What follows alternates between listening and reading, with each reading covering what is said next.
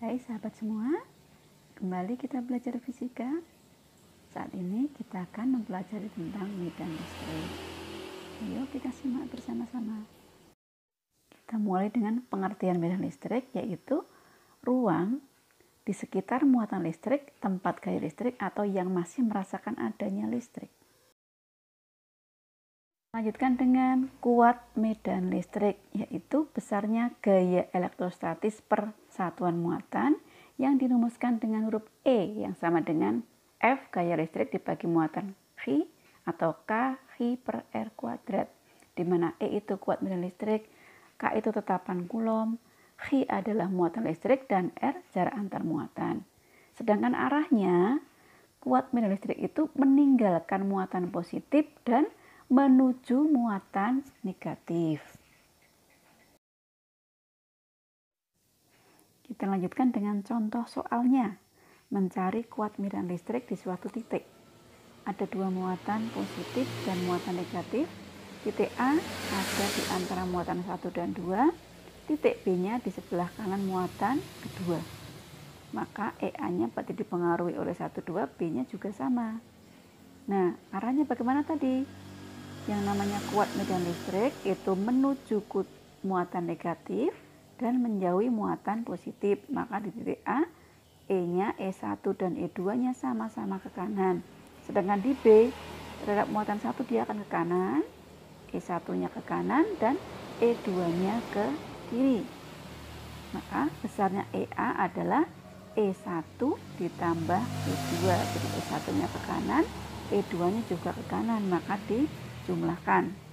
Maka K Chi1 per R1 kuadrat nanti ditambah dengan K Chi2 per R2 kuadrat.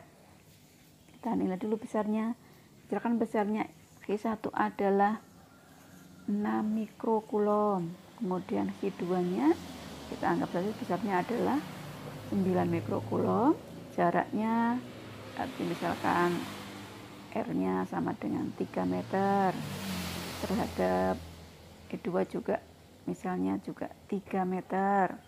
Kemudian jarak antara B dengan A kita misalkan 6 meter. Kemudian jarak B dengan E misalkan 3 meter.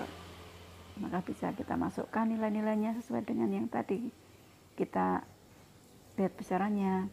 Dan jangan lupa besarnya tetapan Coulomb K itu sama dengan 9 kali 10 pangkat 9. Tinggal masukkan nilainya 6, 10 pangkat min 6 dibagi dengan 3 kuadrat. Kemudian nanti yang E2 di A juga kita hitung seperti tadi sama. 9, 10 pangkat 9. 9 kali 10 pangkat min 6 dibagi dengan 3 kuadrat. Nah, tinggal dihitung saja. Maka akan didapatkan nilai 6 kali 10 pangkat 3. Sedangkan yang E2 didapatkan 9 kali 10 pangkat 3. Jadi tinggal kita jumlahkan berarti 15 kali 10 pangkat 3.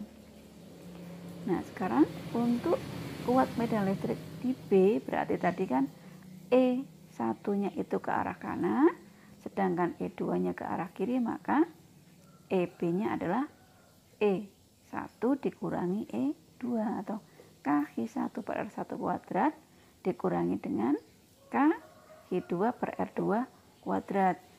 Nah, tinggal kita masukkan besaran-besaran yang tadi sudah diketahui di depan. Chi1 ya dimasukkan, R1 juga, kemudian K Chi2 per R2 kuadrat juga dimasukkan.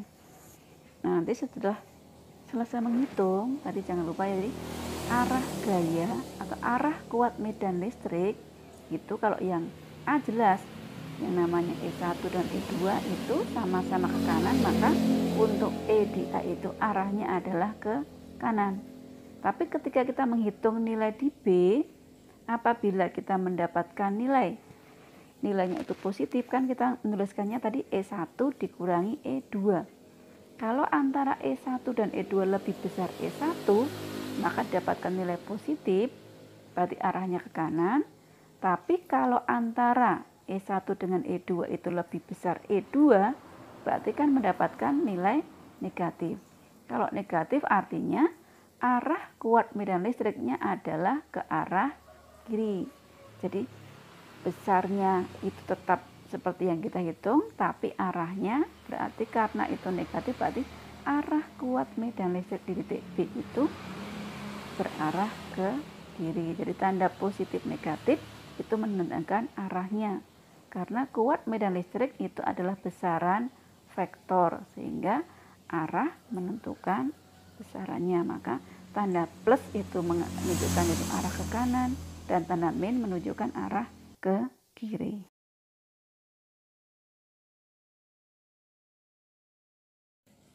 Nah, demikian tadi kita sudah belajar lagi, yaitu tentang medan listrik, ada kuat medan listrik, dan juga contoh soalnya. Semoga yang kita pelajari tadi bermanfaat. Terima kasih.